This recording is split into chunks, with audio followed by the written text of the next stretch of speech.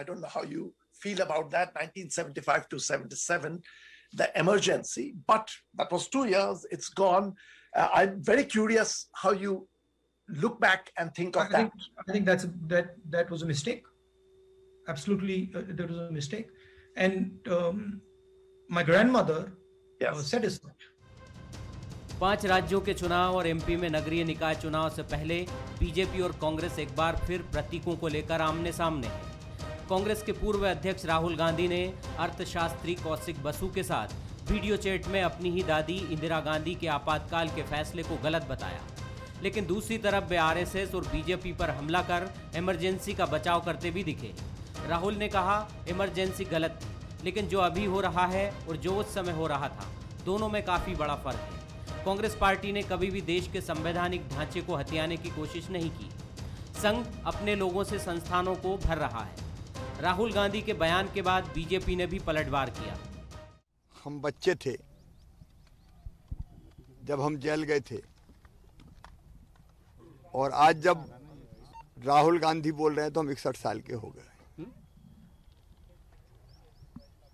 अब इतने पीछे उनका सोच चलता है, तब की बात उन्हें लग रही कि अब गलती थी, हालांकि देर आए दुरुस्त आयत। लेकिन अब वो ये भी सोच लें कि वो जो आज कह रहे हैं वो उनको कई वर्षों के बाद लगेगा कि वो गलती कर रहे थे, और तब फिर उनको गलती की माफ़ी मांगनी पड़ेगी। आप क्या सन 84 में जो सिख भाइयों का और बहनों का कत्लेआम हुआ था वो माफ़ करने लायक है?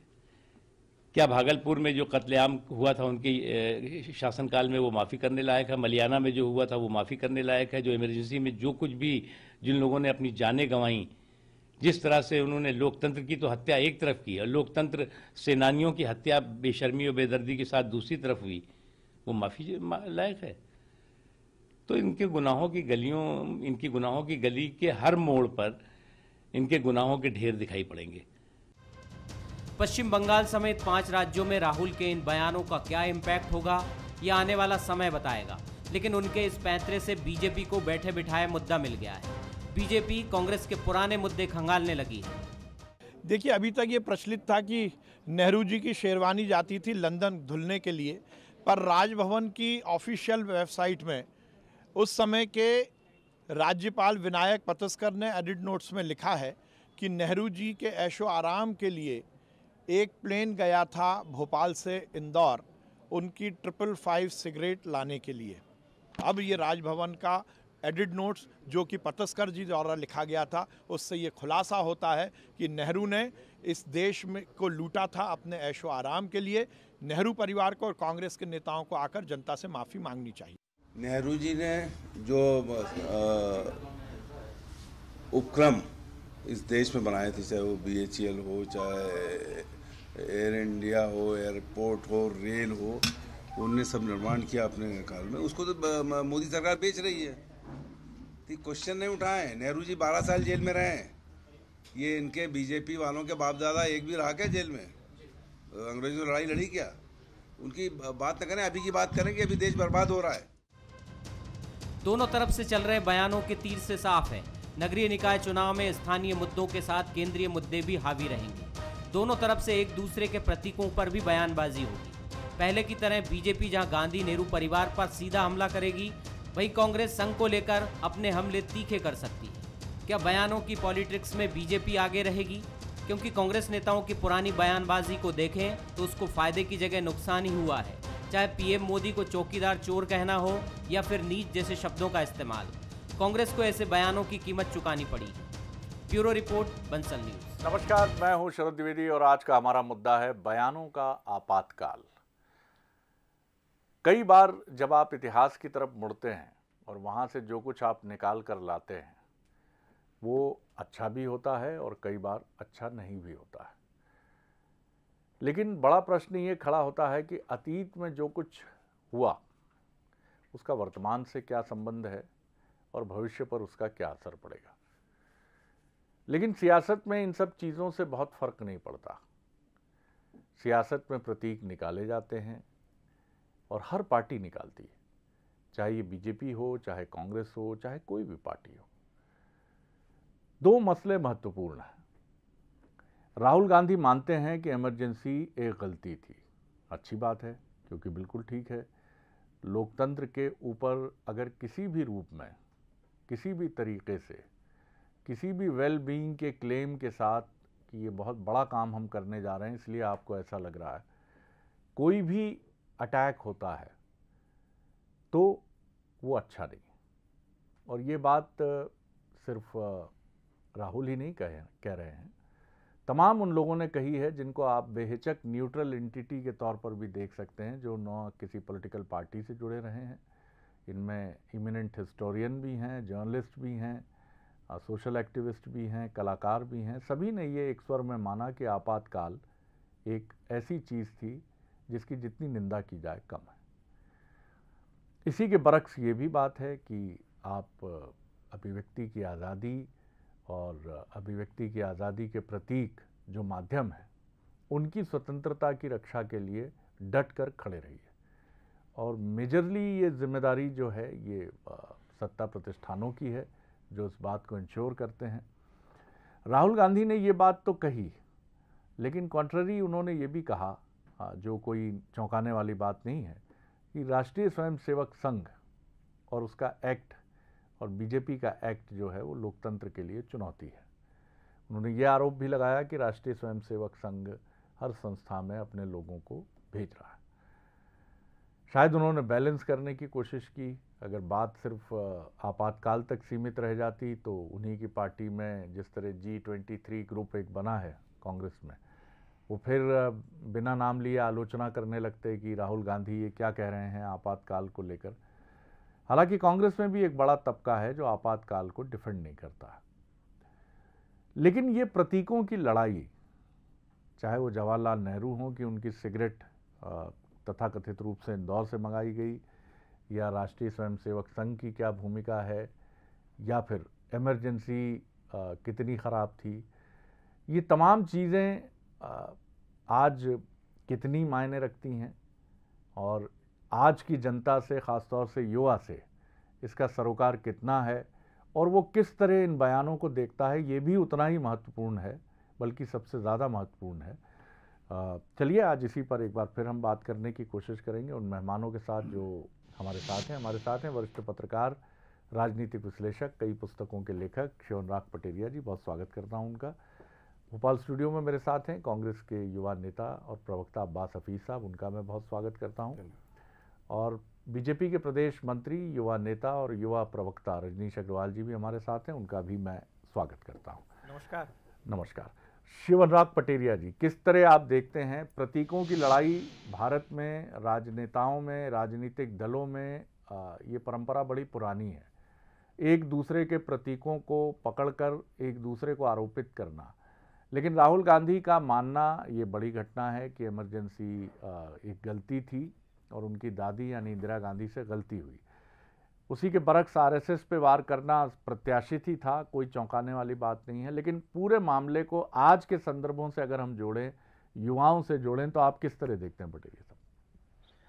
शरद जी, नटसैल मैं कहूंगा बात निकली है तो दूर तलक जाएगी। राहुल गांधी के बुखार बिंद से जो कुछ निकला है, दरअसल वो मुझे इत्तेफाकन नहीं लगता, मुझे लगता है डेलिबरेटली यानी तयशुदा कार्यक्रम के तहत सब कुछ कहा गया है। दरअसल भारतीय जनता पार्टी अक्सर आपातकाल को लेकर एक बड़ा मुद्दा बनाती रही है और कांग्रेस के पास उसको डिफेंड करने के लिए बहुत ज्यादा चीजें नहीं होती हैं। अब ऐसे में सबसे बड़ी बात है कि अगर कांग्रेस खुद ही स्वीकार कर ले तो फिर आपके पास कहने के लिए बहुत चीजें नहीं बचती हैं। ऐसा राजनीति में बहुत सारे प्रसंगों में हमने देखा है जब व्यक्ति खुद आके कहता है कि हाँ ऐसा हो गया, गलती हो गई। दरअसल ये भारतीय मन और मानस और परंपरा है कि जब व्यक्ति खुद स्वीकार लेता है तो उस पर आरोपों की धार कम हो जाती है, उसको आरोपित करना कम कर दिया जाता है। मुझे लगता है ये साइकोलॉजिकल जो एक बुनावट है हिंदुस्तान की, उसको लेकर राहुल गांधी ने कहा है। मैं इनको बिल्कुल स्पॉन्टेनियस बिल्कुल नहीं मानता हूँ। तयशुदा कार्यक्रम के तहत राजनेता चीजें करते हैं और निश्चित तौर पर किया गया है। दूसरी सबसे बड़ी बात है कि जब आप स्वीकार रहे हैं गलत है, फिर लेकिन उन्होंने बहुत बड़ी बात कही, देखिए इफ और बट के इन्वर्ट में करने कहा कि हमने संवैधानिक संस्थाओं को इस तरह से नहीं किया जैसा आज हो रहा है।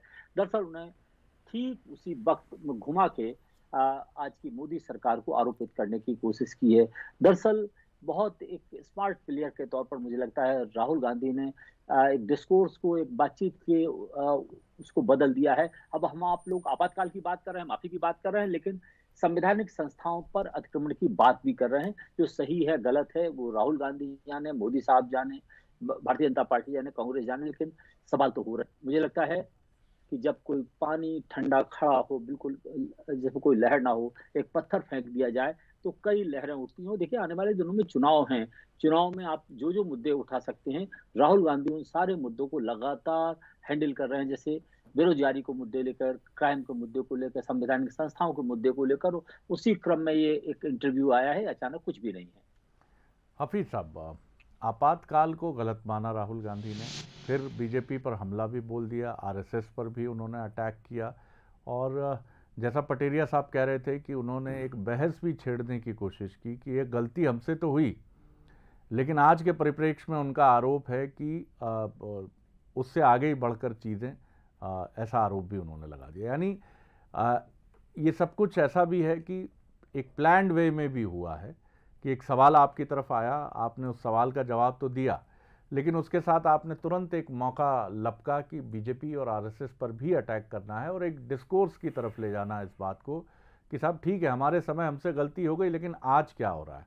तो ये पॉलिटिकल जो एक बहसबाजी है, क्या इससे ज़्यादा कुछ देखने की ज़रूरत नहीं है इसमें? शरद जी, मुझे हैरत होती है कि राजनीति जिन्होंने आपातकाल के पेंशन के नाम के ऊपर, मुआवजे के नाम पर महीने महीने करी है, जिन्होंने अपनी मुआवजे को 5,000 से 25,000 करने का काम किया, वो आज इस पर राजनीति करके और राजनीतिक बातें कर रहे हैं। मुझे हैरत होती है कि आज ये इतना बड़ा मुद्दा अगर बन रहा है तो ये साफ प्रमाणित करता है कि 5 राज्यों के चुनाव के लिए भाजपा के पास कुछ नहीं है जो इसका सहारा ले रहा है। ये पहली बार नहीं कहा है शरद जी। आप अगर 2019 में देखेंगे, लोकसभा के चुनाव का प्रचार का दौर चल रहा था, 13 मई 2019, एक राष्ट्रीय चैनल के ऊपर एक पत्रकार ने पूछा, आपकी फ्रेटर्निटी के आप लोग जानते हैं उनको, उन्होंने पूछा सवाल कि इमरजेंसी के बारे में आप क्या कहेंगे। राहुल जी ने कहा कि गलत था, गलती थी हमारी, और इंदिरा जी ने भी उसके ऊपर माफी मांगी है देश से। इंदिरा जी ने चुनाव हारने के बाद जब चुनाव कराए, इमरजेंसी को उठाया। यहां कौशिक बसु जी ने जो इसके बाद, इस वीडियो क्लिप के बाद जो बात कही है वो ये कहा कि वो इतनी उदार थी कि उन्होंने लोकतंत्र को जीवित रखने के लिए, जिंदा रखने के लिए इमरजेंसी हटाई। चाहे तो तानाशाही के रास्ते खोल सकती थी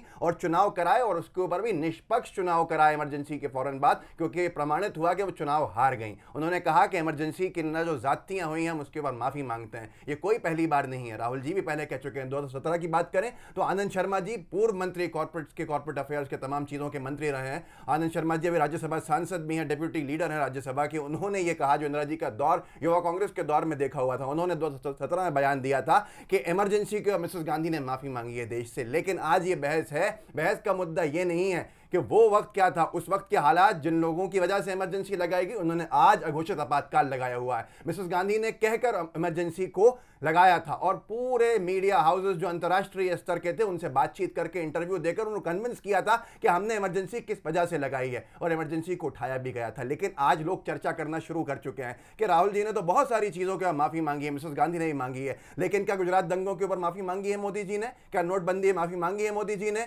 क्या जो संवैधानिक संस्थाओं के साथ कॉम्प्रोमाइज हो रहा है उन पर माफी मांगी है? क्या जीडीपी की गिरावट की माफी मांगी है? क्या बेरोजगारी माफी मांगी है? ये सारे मुद्दे छिड़ चुके हैं, और अब आगे आने वाले समय में देखेगी भारतीय जनता पार्टी कि अघोषित आपातकाल उसके लिए कितना मुश्किल होगा। बताना शुरू करेगी भाजपा के इमरजेंसी में क्या हुआ था, तो लोगों को एहसास होगा कि आज तो उससे ज्यादा हो रहा है, तो यह अघोषित आपातकाल है। भारतीय जनता पार्टी सिर्फ झूठ के सहारे, ये बात मुझे हैरत है, प्रदेश के मुख्यमंत्री ये बात कह रहे हैं कि आज उनको याद आया, उनको ये मालूम है कि इंदिरा जी ने माफी मांगी, उनको ये मालूम है कि राहुल जी ने माफी मांगी। इसके बावजूद भी जबकि वो इमरजेंसी को आधे लोगों ने जस्टिफाई किया था कि जो हालात थे, और फ्रेश इलेक्शंस करा के खुद चुनाव हार के और फिर खुद चुनाव जीतने के बाद वो सत्ता के अंदर वापस आई। तो ये बहुत सारी चीजें हैं, लेकिन मुझे एक चीज का आखिरी बात दुख हुआ, विश्वास सारंग जी एक संवैधानिक पोस्ट के ऊपर बैठे हैं, देश के पहले प्रधानमंत्री के बारे में ऐसी उल जलूल बातें, अय्याशियां और ये सारी की सारी चीजें। हम अगर राजनीति करने के ऊपर उस स्तर पर जाएं तो अटल जी के बारे में क्या कुछ नहीं कह सकते, मैं यहां नहीं बोलूंगा क्योंकि वो खुद उसको एक्सेप्ट करते थे। पर विश्वास जी अपने आप को टॉप 20 में लाने के लिए, जो टॉप 20 मंत्री हैं उनमें लाने के लिए इस तरह का सहारा लेंगे पूर्व प्रधानमंत्री का पहले, ये तो बहुत अच्छी चीज होगी। ये बहुत ही गलत है और दुखद है। रजनी जी, आपने सुनी बात पटेरिया साहब की भी और आपके मित्र अब्बास हफीज साहब की भी, क्या कहेंगे आप? जी जी। देखिए, मैंने तो बात राहुल गांधी जी की भी सुनी है, और राहुल गांधी जी की जो बात सुनी है उससे दोनों मुद्दों पर मैं बात करना चाहूंगा। पहली बात तो आपातकाल गलत था। आपातकाल को लेकर क्षमा मांगने का काम कभी नहीं हुआ। इंदिरा जी ने भी खेद प्रकट किया था, वो भी चुनाव के समय। क्षमा मांगने का काम आज दिनांक तक नहीं हुआ। मैं कई चैनल्स पर फोनो डिबेट पर था, जस्टिफाई कर रहे थे आपातकाल को कांग्रेस के नेता, प्रवक्ता, पूर्व मंत्री, विधायक। यानी कभी इंदिरा गांधी जी ने ये गलत किया था, ये सिद्ध करने का काम, ये महसूस करने का काम नहीं हुआ। आपातकाल क्यों लगाया था जी? ये कह रहे हैं संवैधानिक संस्थाओं के साथ में हमने कोई खिलवाड़ नहीं की थी। क्यों लगाया था आपातकाल? आपातकाल लगाया इसीलिए था कि आपको एक न्यायालय का निर्णय स्वीकार नहीं था जिसमें आपका चुनाव रद्द कर दिया गया था, इसलिए लगाया था। सबको पता है राजनारायण जी के साथ में चुनाव जो उनको अवैध घोषित कर दिया था, और तब से लेकर लगातार आपातकाल के दौरान 19 महीने में कितनी यातना, प्रताड़ना, मीडिया पर सेंसर से भूल जाइए, जनसंघ को भूल जाइए, समाजवादियों को। मीडिया के साथ में क्या किया आपने? जो सामाजिक कार्यकर्ता थे, जो आध्यात्मिक कार्यकर्ता थे, उनके साथ में क्या किया? कई साहित्यकार, नामचीन कलाकार, उनके साथ में आपने क्या किया? सेंसरशिप लगा दी, जेलों में डाल दिया, जेलों में ठूस दिया, बिना कारण बताए लोग 19 महीने जेल में रहे। कोई कारण नहीं, कोई बात नहीं, कोई मतलब नहीं। उनकी आजीविका के साधन तहस नहस हो गए, परिवार बर्बाद हो गए। जरा उनके घरों में जाकर देखो क्या हालत है। पूरा मौका रहेगा हाफिज साहब। और ये कहते हैं 5,000 25,000 पेंशन निधि, सम्मान निधि वगैरह वगैरह, ये सामान्य बहस का मसला नहीं है। एक बार संवैधानिक संस्थाओं की बात करते हो, सुप्रीम कोर्ट के जजों के मामले में जिस प्रकार की खिलवाड़ हुई, किसी से छिपी हुई, आउट ऑफ टर्म प्रमोशन पर प्रमोशन देने का काम, जोकर्स का समूह किसे कहा था? जोकर्स के समूह किसे कहा था? यह भी मुझे लगता है चुनाव आयोग, टीएन सेशन के बाद में देश को पता चला चुनाव आयोग क्या होता है। उसके पहले क्या हाल थे चुनाव आयोग के, तो सबको पता है। मुझे लगता है कि एक लंबी फेहरिस्त हम निकालेंगे, बैठेंगे, जो केवल और केवल कांग्रेस के नेताओं पदों पर बैठे हुए लोगों के बयान ही नहीं, कर्तृत्व हैं, काम हैं उनके, जो संवैधानिक संस्थाओं के साथ में खिलवाड़ करने वाले हैं। हाफिज साहब बोलिए। मैंने शरद जी कहा था, रजनी जी मेरी बात सुन लीजिए। शरद जी मैंने कहा था जब चर्चा होगी, सुनिए रजनी जी, बात हो जाने दीजिए, रजनी जी की बात हो जाने दीजिए, मुझे बात पूरी करने दो, बात पूरी कर लीजिए, मैं बात पूरी करने दो, बात पूरी करने दो। तीसरी बात, ये देश संविधान से चलेगा या एक खानदान, एक परिवार की मर्जी से चलेगा? ये देश नियम कानून से चलेगा या उस संविधान की भावना से चलेगा, लोकतांत्रिक पद्धति से चलेगा, या जो चाहे करूं मेरी मर्जी उससे चलेगा? नहीं, ऐसा नहीं हो सकता है। देश संविधान से ही चलेगा। और आज दिनांक तक इन 6 सालों में, पहले भी अटल जी 6 साल प्रधानमंत्री रहे, एक भी जितने भी प्रकार के भ्रम खड़े करते हैं, दहशत में समुदाय को लाने का काम करते हैं, कतई कहीं किसी प्रकार से सिद्ध नहीं हुआ। बिना तथ्यों के, बिना आधार के इस प्रकार के आरोप लगाना संघ पर हो या भारतीय जनता पार्टी पर बेकार है, बेमानी है। देखिए शरद जी, सबसे पहले मैंने जो बात कही थी वो प्रमाणित हो गई। मैंने कहा था कि जब बहस छिड़ेगी आपातकाल के ऊपर, तो भारतीय जनता पार्टी जब लोगों को बताएगी क्या हुआ था, तो वह आज के संदर्भ के अंदर फंस जाएगी। यही हुआ। इन्होंने पत्रकारों की बात करी, पत्रकारिता की बात करी। 70 से ज्यादा पत्रकारों के ऊपर राजद्रोह के मुकदमे दर्ज कराए हैं इन्होंने। अभी 70 ज्यादा पत्रकारों को जेल क्यों न डाला गया है? पत्रकारिता के नाम पर इन्होंने पत्रकारों को रोकने के लिए जेल में डाल दिया। प्रशांत कनौजिया नाम, सिद्दीक कप्पन नाम, ऐसे नाम पता नहीं कितने मिलेंगे। राजदीप सरदेसाई के ऊपर है, बहुत सारी चीजें हैं। मैं यहां पर फहरिस्त नहीं गिना सकता हूं, ये सब आपके फ्रेटर्निटी के लोग हैं। इन्होंने कहा सोशल एक्टिविस्ट, रुक जाइए आप, सोशल एक्टिविस्ट की बात करें, रुकिए रजनी जी, अब आप बोलना सीखिए, सुनने का धैर्य रखिए। सोशल एक्टिविस्ट की बात करी, सामाजिक कार्यकर्ताओं की, जाने कितने जेल के अंदर चढ़ रहे हैं आज की तारीख के अंदर, क्योंकि उनकी गलती सिर्फ इतनी है कि उन्होंने मोदी सरकार के खिलाफ बोलने की हिम्मत जुटाई, उनको जेल के अंदर डाल दिया गया। आपातकाल की बात करते हैं, आज आपातकाल घोषित है, ये आपने प्रमाणित कर दिया, क्योंकि जो हालात तब चलिए चलिए, लेकिन सवाल ये है, जुडिशरी की सवाल ये है, सवाल राष्ट्रीय अध्यक्ष के वकील सुप्रीम कोर्ट के जज बनते हैं, जुडिशरी की बात करेंगे, जस्टिस लोया के बाद भूल जाएंगे आप, जुडिशरी की बात करेंगे। लाखों करोड़ों लोगों का है, लाखों करोड़ों की तपस्या और साधना का है, हर प्रकार के लोग हैं यहाँ, आस्तिक भी हैं, नास्तिक भी हैं। पटेल साहब, आप किस तरह देखते हैं? आपने दोनों युवा राजनीतिक विद्वान मित्रों की बात आपने भी सुनी। आज के दौर से मैं इसको जोड़ना चाह रहा हूं, जनता की आकांक्षाओं से मैं इसको जोड़ना चाह रहा हूं। आपातकाल 1975 की एक घटना है, उस पर क्या हो चुका है ये सब बात कर चुके हैं। कांग्रेस आरोप लगा रही है कि आज की ये परिस्थितियां हैं, उसमें उसकी भूमिका की भी बात होगी कि तथाकथित रूप से उसकी क्या भूमिका है इन परिस्थितियों में मुख्य विपक्षी दल के नाते। आप किस तरह देखते हैं आज 2021 के लोगों को, जनता को, खासतौर से युवाओं को इन मुद्दों से कितना सरोकार है कि 1975 में क्या हुआ था, या फिर जो कांग्रेस आज बात कह रही है कि ये बीजेपी ऐसा कर रही है, या फिर नेहरू जी सिगरेट लेकर आए, या फिर राष्ट्रीय स्वयंसेवक अपने लोगों की भर्ती कर रहा है, ये क्या जनता के मुद्दे हैं आज 2021 में? देखिए, आपातकाल के बाद की जो पीढ़ी है वो पर्याप्त रूप से प्रौढ़ हो गई है। एक पर्याप्त लंबा अरसा 45 साल से ज्यादा का समय हो गया है। दरअसल आज के लोगों के सरोकार दूसरे हैं। आज के लोगों के सरोकार रोजगार है, आज के लोगों के सरोकार समरसता है, आज के लोगों का सरोकार विकास है, आज के लोगों का सरोकार टेलीकम्युनिकेशन है, दुनिया देखने की इच्छा है। सबसे बड़ी बात है, मुझे लगता है बीती ताहे बिसार दे आगे की सुदिले। अगर हम अतीत के मुर्दों को उखाड़ते रहेंगे, दरअसल आपातकाल के तमाम, मैं समर्थक नहीं हूँ, आपातकाल के तमाम इंटरप्रिटेशन है, आप पक्ष में हो सकते हैं, खिलाफ हो सकते हैं, कांग्रेसी पक्ष में और पूरा हिंदुस्तान खिलाफ है, लेकिन सबसे बड़ी बात है कि अब उसको अंडू आप नहीं कर सकते हैं। सबसे बड़ी बात है, आज जो हिंदुस्तान है उस हिंदुस्तान को हम किस तरफ ले जाना चाहते हैं, इस पर हमें विचार करना चाहिए। अतीत से हम सबक लें, लेकिन कहते हैं ना, इतिहास यही कहता है कि इतिहास को पढ़ता हर कोई है, लेकिन इतिहास से बहुत कम लोग सबक लेते हैं। हुजूर सबक लीजिएगा, हमारी संवैधानिक संस्थाओं को मजबूत करिएगा और इतनी ताकत दीजिएगा कि आज कल परसों कभी भी इस देश में आपातकाल न लगे, संस्थाओं का क्षरण न हो। ये मेरे ख्याल से सबसे महत्वपूर्ण बात है। 1975 की अगर आप बात करते हैं, जो एक घटना जिसका जिक्र राहुल गांधी के एक जवाब से हुआ है, उस समय आप कह सकते हैं कि मानव अधिकार आयोग जैसी संस्थाएं कितनी ताकतवर थीं, इलेक्ट्रॉनिक मीडिया कितना बड़ा था जो अपने कैमरों से उन तमाम चीज़ों को लगातार आज दिखाता है, और एक छोटी सी खबर, एक क्लिप बन गई। 1975 में सोशल मीडिया कहाँ था जो मोबाइल के ज़रिए उस समय की आबादी तक तमाम चीज़ें पहुंचा देता। लेकिन जब उस घटना की भी भर्त्सना और निंदा हुई है, तो ये मूल्यांकन का विषय तो बिल्कुल ठीक है, और ये जनता पर ही छोड़ना उचित है।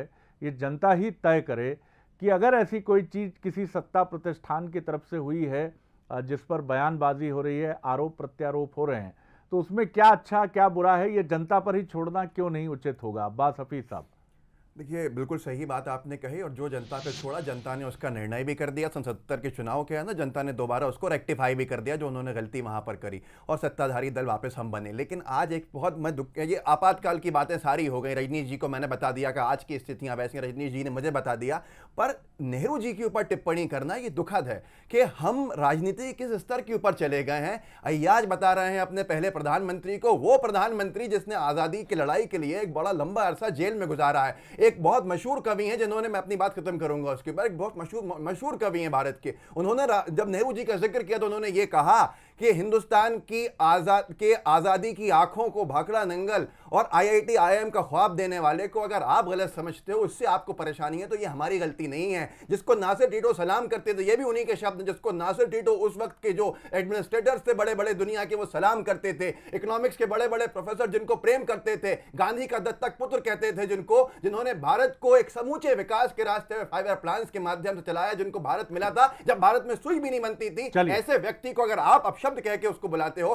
तो मुझे अफसोस है, हमने कभी अटल जी की निजी जिंदगी पर टिप्पणी नहीं की राजनीति का स्तर। मैं जवाब लेता हूं। रजनीश जी, एक शेर है,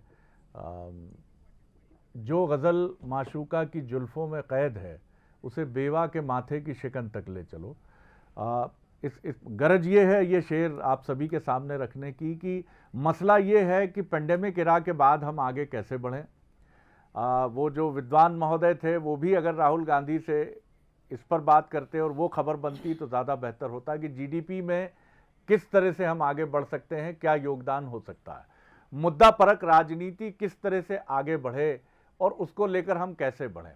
डिबेट ये भी हो सकती थी कि नेहरू जी या अटल जी या राष्ट्रीय स्वयंसेवक संघ या जी, मैं क्षमा के साथ में कहूंगा जी, उन्होंने इस मुद्दों में बात करी है, बैंकिंग सिस्टम में बात करी है, GDP ग्रोथ पे बात करी है, MSME में बात करी है। सहिष्णुता और असहिष्णुता, इस देश में अभिव्यक्ति की स्वतंत्रता को मुद्दा बनाकर और चुनाव लड़ने का काम अब कौन करता रहा।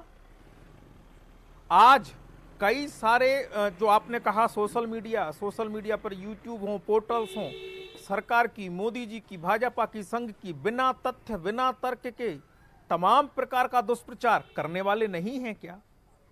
किस प्रकार कर रहे हैं? किसी से छिपा हुआ नहीं है। और केवल एक धारणा को लेकर करने वाले लोग, जो जिस प्रकार के बयानात राहुल गांधी जी ने, केवल मैं इनके नेता, एकमात्र नेता का नाम लेता हूं, राहुल गांधी जी ने नरेंद्र मोदी जी से लेकर तमाम नेताओं के बारे में दिया है, और बाद में फिर कई बार माफी मांगना पड़ी इनको, कई बार नहीं भी मांगी, कई बार सुप्रीम कोर्ट के सामने माफी मांगना पड़ी। सुप्रीम कोर्ट के लेकर क्या उस समय संभव था? सभी जयप्रकाश नारायण से लेकर सभी नेताओं को जेल में ठूंस दिया था। एक नेताओं के नाम, मैं जो हमारे नहीं थे उनके भी नाम लूंगा, तो आपको स्वयं पता है, आदरणीय पटेरिया जी भी जुड़े हैं, उनको पता है। आज वो संभव है? किसी को किया? हाँ, चिदम्बरम जी को किसी किया, के साथ हुआ? सुप्रीम कोर्ट चिदम्बरम जी लोअर को कोर्ट किसी के सरकार के खिलाफ निर्णय दे देता होते हैं। और मुझे लगता है कि इस प्रकार के और इस प्रकार के तमाम प्रकार के जो लोग भ्रष्टाचार करते रहे, कर रहे हैं, उनका स्वभाव भ्रष्टाचार है, संविधान से खिलवाड़ उनका स्वभाव, तो बिल्कुल उन पर कार्रवाई होनी चाहिए। कोई किसी प्रकार का उसका सहारा नहीं ले सकता। चलिए, मैं समाप्त करूंगा ये कहते हुए कि प्रतीक महत्वपूर्ण होते हैं और संस्थाएं और संगठन भी उतने ही महत्वपूर्ण होते हैं, चाहे वो कांग्रेस हो या बीजेपी हो या फिर अराजनीतिक संगठन और एक समाज सेवी संगठन राष्ट्रीय स्वयंसेवक संघ की अगर हम बात कर लें। और उतने ही महत्वपूर्ण है हमारे वो महत्वपूर्ण नाम जिन्होंने देश में अपना योगदान दिया है। अगर 72 में इंदिरा गांधी 72 में अटल जी को भेजती हैं आरएसएस मुख्यालय नागपुर कि आप गुरु गोलवलकर जी से मिलकर ये समर्थन लीजिए कि हम जो काम कर रहे हैं पूर्वी पाकिस्तान को बांग्लादेश का रूप देने में मदद करने का, तो उसमें देश में कोई अप्रिय स्थिति न बने, आरएसएस से हम मदद की अपेक्षा कर रहे हैं। तो जाहिर तौर पर, और मैं इंदिरा गांधी जी के किसी ऐसे वक्तव्य की तरफ कितनी बार उन्होंने आरएसएस के लिए कहा होगा, मैं नहीं कहता कि मैं प्रामाणिकता से ये बात कह सकूंगा, लेकिन ये चीज़ें बताती हैं कि उस समय भी गुरेज नहीं किया गया था। ना अटल जी ने जाने से मना किया, ना इंदिरा गांधी ने उन्हें बुलाकर नागपुर मुख्यालय भेजने की बात की। ये बड़ा मन, ये बड़ापन, यही देश को बड़ा बनाता है, लोकतंत्र को बड़ा बनाता है। जब आप एक दूसरे के प्रतीकों को लेकर निंदा करते हैं, भर्त्सना करते हैं, तो जनता स्तब्ध होकर देखती है। वो सोचती है कि इससे उसे क्या मिल जाएगा। वो समझती है कि आप एक दूसरे की विचारधारा के कट्टर आलोचक हैं, हो सकते हैं, लेकिन उसके बाद भी क्या एक दूसरे में कुछ अच्छा नहीं देख सकते हैं? ये एक बड़ा सवाल है जो उतना ही खुला कांग्रेस के लिए है जितना खुला बीजेपी के लिए है। और अटल जी की वो बात हमेशा याद रखनी चाहिए कि छोटे मन से कोई बड़ा नहीं होता और टूटे मन से कोई खड़ा नहीं होता। तो खड़ा होने के लिए, बड़ा होने के लिए आपको बहुत सारी चीज़ों को छोड़ना पड़ेगा, चाहे वो नरेंद्र मोदी जी की अच्छाई की बात हो, अटल जी की अच्छाई की बात हो, नेहरू जी की अच्छाई की बात हो, या इंदिरा गांधी की अच्छाई की बात हो। आपको देखना पड़ेगा, और जो अच्छा है, ये परंपरा है इस देश की कि आप उस अच्छे को अच्छा कहते हैं। देखिए, आगे देखिए, और आप युवा नेताओं के कंधों पे ये बड़ी जिम्मेदारी है। शुक्रिया अब्बास हफीज साहब, शुक्रिया रजनीश जी, और बहुत धन्यवाद पटेल साहब। नमस्कार।